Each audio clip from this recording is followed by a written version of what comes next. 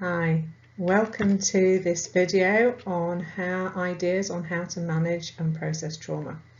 My name's Angela West, and if you'd like to know a bit more, just check out my About section on the YouTube channel. So I'm going to whiz through this because, as you've probably gathered, I can make some very long videos, and I'm just going to try and make this as short as possible. That means that some of the areas that I'm going to cover you might want to look up in more depth, so I'm not going to be able to cover everything. Okay. If you're not already under the Adult Mental Health Service, please do consider referring if you are suffering from any trauma that you feel is unprocessed.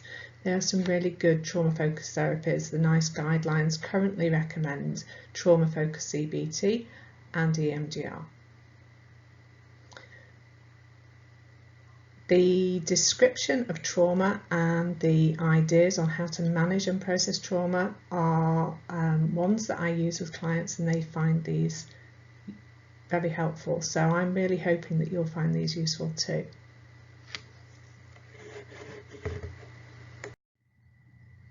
So in order to look at trauma, what we need to look at is what are our natural defense mechanisms. What are the things that helped us survive as human beings throughout all these years?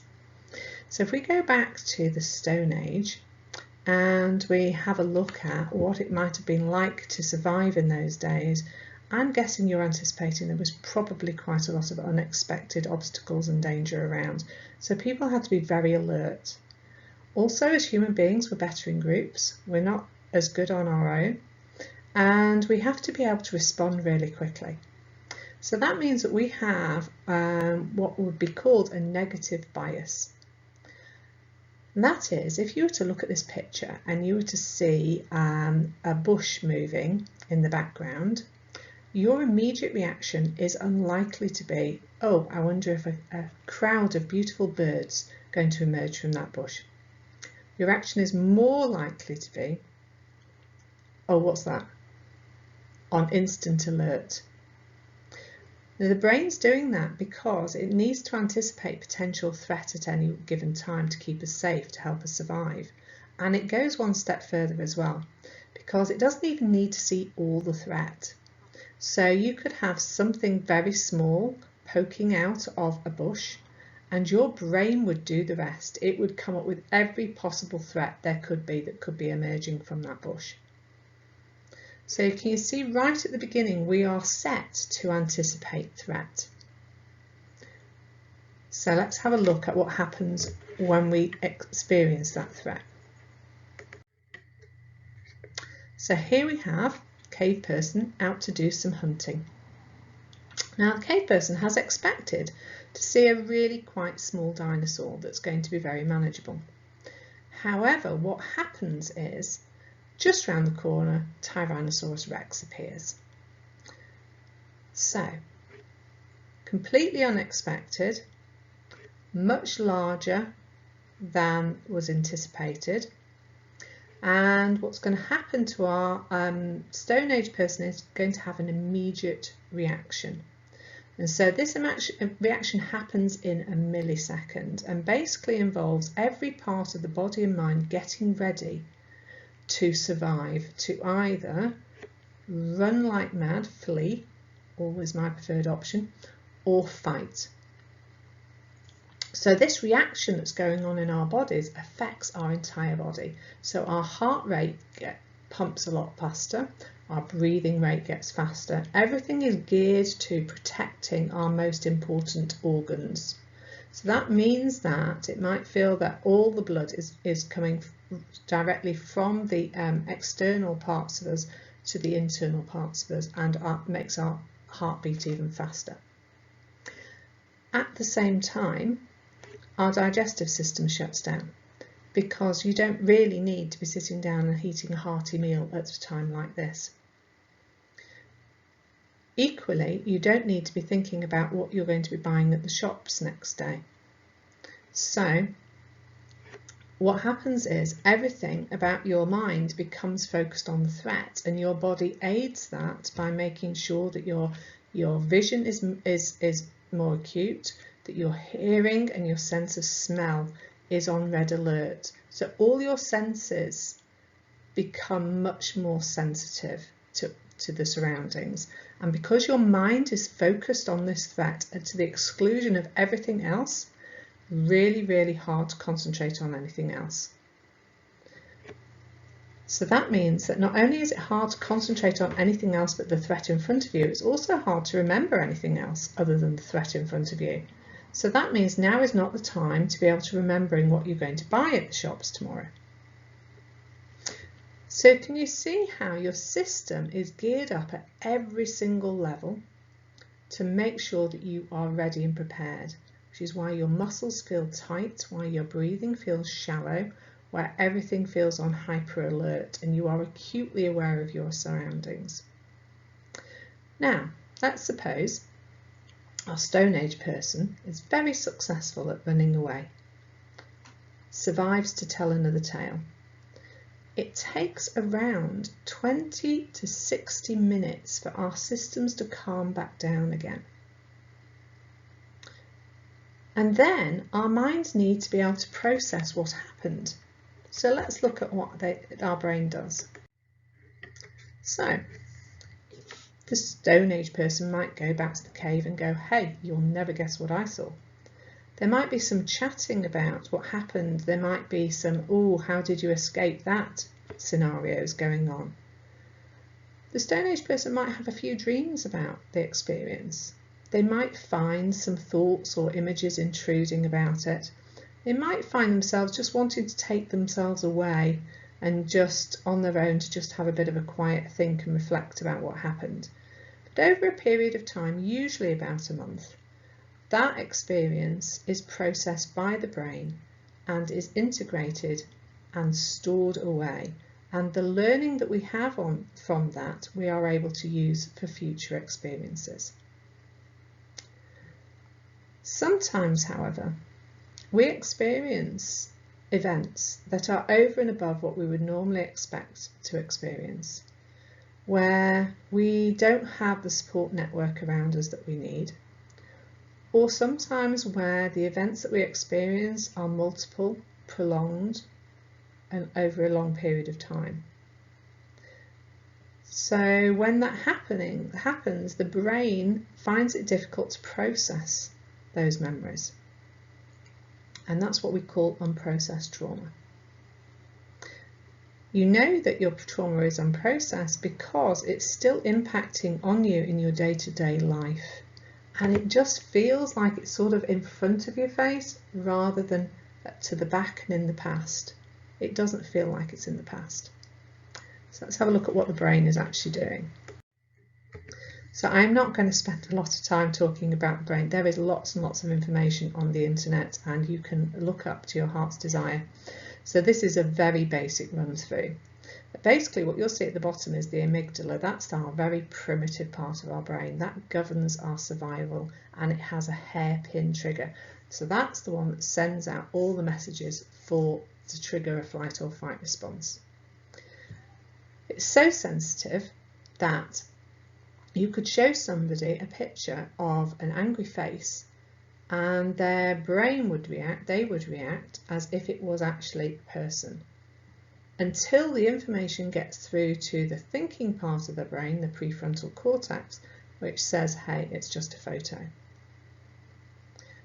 So information reaches the amygdala first, it's in a millisecond. It takes a lot longer for information to reach the thinking part of our brain, the prefrontal cortex. So that means sometimes we can react to situations as if we're in danger when actually there is no danger there. At the same time, if we experience a traumatic event, the hippocampus, which processes memory, normally just sort of goes round, processes the memory. I mean, it doesn't actually do this, but this is an illustration. Goes round, processing the memory, happy days, memory in the background. But sometimes when the memory is hard to process, it gets stuck. It gets stuck as if it's a record getting stuck in the same place. Now, for those of you who are too young to remember records, the equivalent is downloading a video and it getting stuck on the buffering. Now, one unprocessed memory is hard enough to deal with, but sometimes there are a lot of unprocessed memories and they all stack up on each other. So if you were looking at records as a metaphor, you'd have a stack of records all getting stuck in different places, but stacked up against each other. And in the same way, if you were looking at downloading lots of videos, there might be times when you've got several things downloading, but there's too many.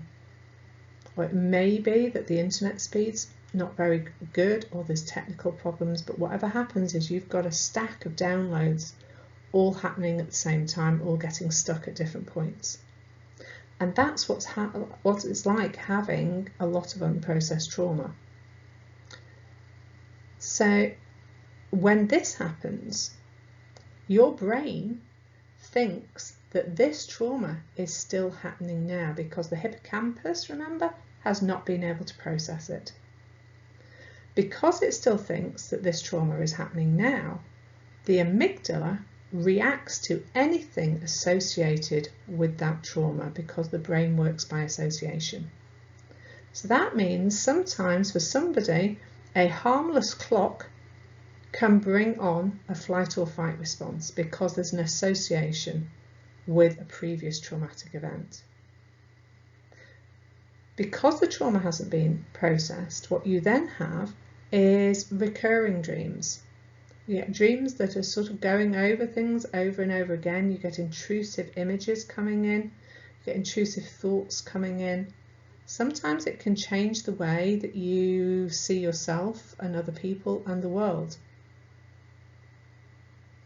And if you think every time you have an association with a past trauma and it triggers that flight or fight response because your brain thinks this is happening now, you get all those symptoms that our Stone Age person got when they faced Tyrannosaurus Rex. And then you have to spend 20 to 60 minutes bringing your system back down again. So does it make sense to you then that actually if you are suffering with unprocessed trauma, it is going to really disrupt your everyday functioning. It's quite hard to function with all of that going on. So actually you are doing incredibly well to just manage any everyday task at the moment. And it's no wonder that you may feel that you're not able to remember anything, that it's really hard to concentrate on things, because your brain thinks it's trying to protect you, so its focus is on any threat. And that's been heightened because of all the experiences that you've had that haven't been processed. And what happens then is you become what we would call hypervigilant. So it's like you become more and more aware of scanning for danger in your environment. You might have what we call a startle response, where you find yourself being quite jumpy. All of these things are happening at the same time for different events and repeatedly. It is exhausting. Is it no wonder then that you might feel tired? Because you're having these flight or fight responses and then your system's coming down and you're going into a slump. And then the flight or fight happens again. Is it any wonder that your sleep might be really disrupted? Very difficult to get a good night's sleep when your brain thinks you're in danger. Especially if your brain keeps trying to process all this trauma and then gives you lots of dreams or nightmares. So let's have a look at the few techniques that you could use relatively quickly when these triggers happen.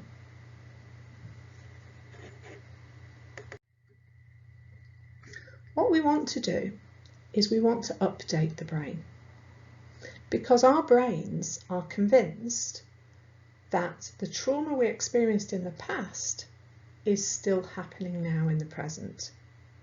And because it's convinced of that, it's trying to protect us. So what we need to do is we need to educate our brains to update them. on actually what is the real situation right now.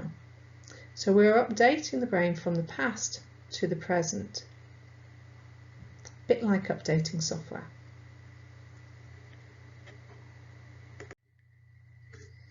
So how do we do that? I'm going to go through a series of questions, and it's almost like a mantra that helps your brain do this. And when I go through them, you probably go, but I know all this. And you probably do, and that's not the problem. It's just that the brain needs a more concrete way of absorbing that information so that it can update itself. And it also needs to update itself several times. It needs that evidence going over several times before it sort of begins to realise that actually you're not in danger now. So the first thing that we do is we notice what we're feeling and we acknowledge that. So I'm having these feelings or sensations or thoughts for good reasons, and they are for good reasons. This is your natural system just alerting you to the fact that you might be in danger and wanting to protect you. They are here because of what happened in the past. That's what's triggering them. And this statement's really important. It is not happening now. Now, at some level, you sort of know it's not happening now, but it doesn't feel like that at the time. So being able to say to yourself, it's not happening now, is really important for your brain to have a concrete message. And here's the really important bit. Your brain needs evidence of this. It won't just accept it's not happening now. So I know it's not happening now because, and this is where you scan your environment for evidence. So I know it's not happening now because I am in, for example, I'm in the study. I wasn't in the study when this trauma happened, is a good example. I am so many years old. So if something happened when you were in your late teens, early 20s, and you're now in your 30s, your brain doesn't acknowledge that. It still thinks that you're back there in your teens or your early 20s. So telling your brain, reminding your brain how old you are is really important. So what you're saying is, I am in the study, I am 38 years old. I'm not, but let's use this as an example. I am 38 years old. It is. And this evidence is really important as well. And mobile phones are great for this because if you pick a mobile phone up, it automatically has the date and time. And this is where you start to gather more evidence. When I look about me, I can see. And when you're looking about you, you need to be looking at something that tells your brain it's not happening now because there are distinct differences from what you're seeing now to where you were before. So it might be something as simple as an item of clothing that you've bought recently. It might be a piece of jewellery, it might be a watch, it might just be your mobile phone because we update those all the time, don't we? It might be worth looking at a recent photo of yourself or a loved one or even a pet that's been taken recently. It may be, if it's a pet, that actually you didn't have that pet at the time of the incident. It may be you have a picture on your wall that is new. It may be that you've changed the colour, the paintwork of the room that you're in. Whatever it is, it doesn't really matter. What really matters is that your brain is aware that there is differences now to what happened in the past. Okay. So, let's just go through this again. When you're triggered and you're experiencing that flight or fight, the first thing that you're going to do is acknowledge what you're feeling. I'm having these feelings, thoughts, sensations for good reasons. They are because of what happened in the past. It is not happening now. I know it's not happening now because I am so many years old. It is somewhere in 2020, unless you're watching this next year, in which case you're going to have to adjust the date. When I look about me, I can see. Could be anything, but what are you noticing right now when you look around your environment and you think, what is different that I'm seeing now that tells me that this incident is not happening now? And this takes practice. So you might think, oh, actually this is great because the brain's going to take this evidence and this information, it's going to update immediately. Or look upon it as like a really difficult download on the computer, or getting stuck with some software. Sometimes you need to run it through several times. And also what we're talking about is managing unprocessed trauma. The best way of dealing with unprocessed trauma is to have therapy and to have therapy that processes that trauma. So the next thing you're going to do is you're going to ask yourself some specific questions, which again are things that you will know. So it feels a bit strange this, because it feels like you're asking yourself something that's obvious, but for your brain it's crucial. So for the first one is, at this moment, in this place, am I safe? Now obviously, if you're in a place which isn't safe, please get yourself out of there. Do something to make yourself safe. But most of the time when we're triggered, we're usually in places where actually we're okay, we're safe. So at this moment, in this place, am I safe? At this moment, in this place, am I physically in danger? At this moment, in this place, is anyone I care about in physical danger? Asking yourself those questions and getting a, yeah, I'm safe, no, I'm not physically in danger, and no, nobody I care about is in physical danger either, helps your brain know that you are in the present, not the past. So it's another way of giving evidence to your brain that actually what happened was in the past and is not happening now. And then the next thing you can do is some basic grounding techniques.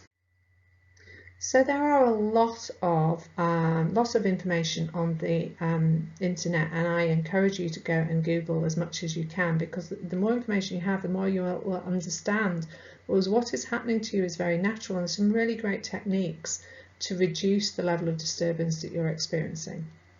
So this is a sort of basic grounding exercise. First thing is breathing.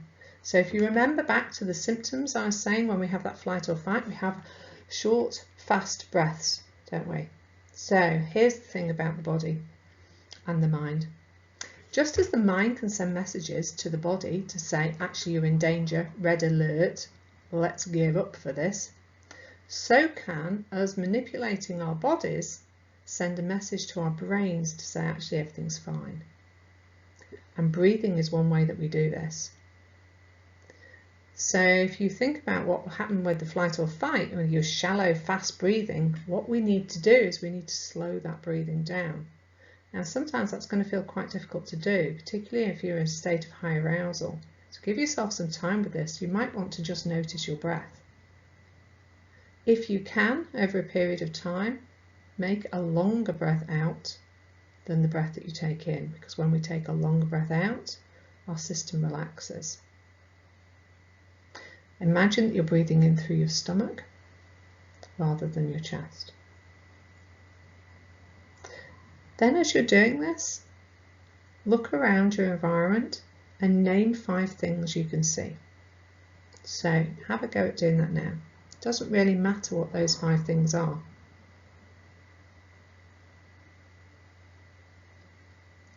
When you've got 5 things, I want you to pick one. And what you're going to do is you're just going to focus on that one object, and you're going to just describe it in detail, which I realise also sounds a bit strange. But if you ask your brain to focus on that object and describe it, so the colour, the pattern, the texture, what you imagine the weight might be, or you could even feel the weight of it, then what you're asking your brain to do is focus on the present. And when it's in the present, it can't focus on the past. Happy days. Then name 4 things you can hear. Now, if you're in a really silent room, this is possibly going to be more difficult. So you might just notice if there's any sounds. Next thing is to reach out and touch 3 things. Touch is really important, it grounds us. So you might just make your feet touch the floor. So if you do that now and you just focus on your feet touching the floor, just notice what that's like. And maybe put your hands on a surface and notice what that's like. You may have something that you find quite comforting. Some people find some things quite soft comforting.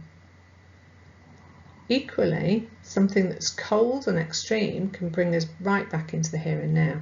So sometimes people put damp sponges in the freezer, or they hold an ice cube, something that's just going to bring your senses alert very, very quickly and bring you back into the here and now.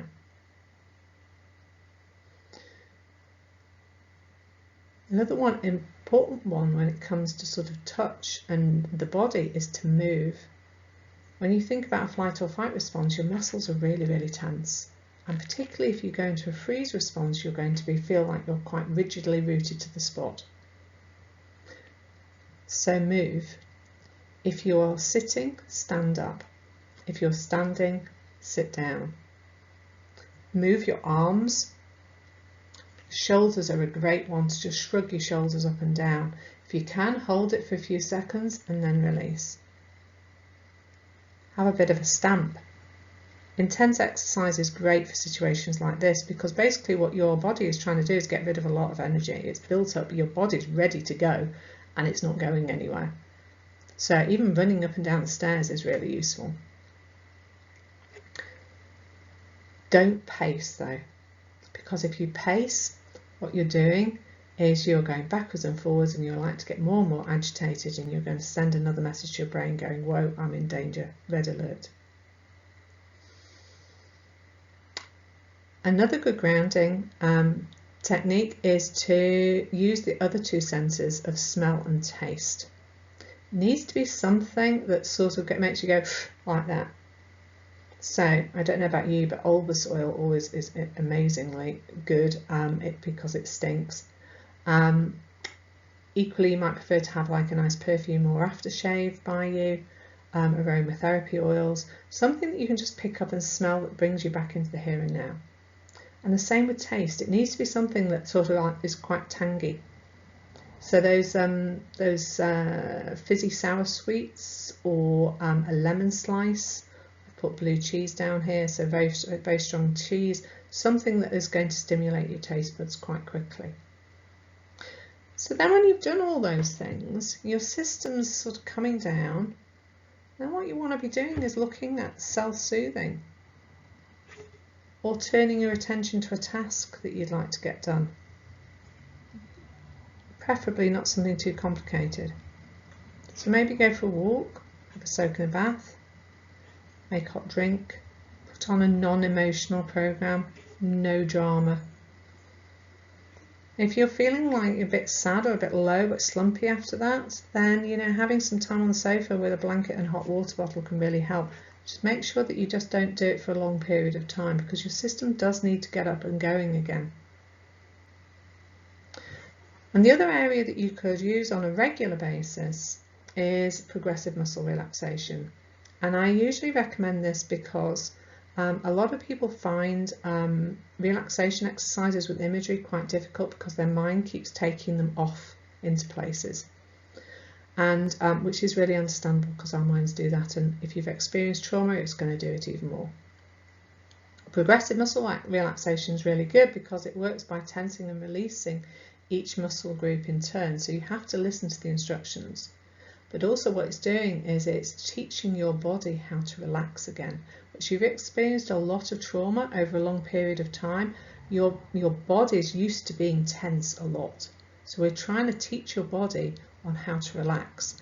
And the great thing about that is when it's able to use progressive muscle relaxation, it's like an instant signal to the brain that, hey, everything's fine. Because let's face it, you wouldn't be relaxing your muscles if you were facing Tyrannosaurus Rex, would you?